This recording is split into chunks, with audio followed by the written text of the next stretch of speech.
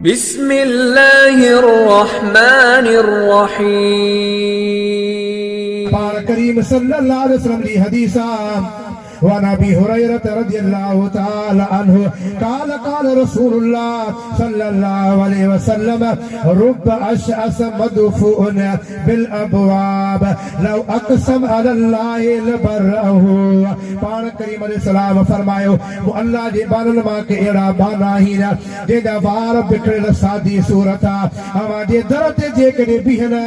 تما پنجے در تے ہن کے بیہن نہ دیو پر مدینے وارو میر فرمائی تھا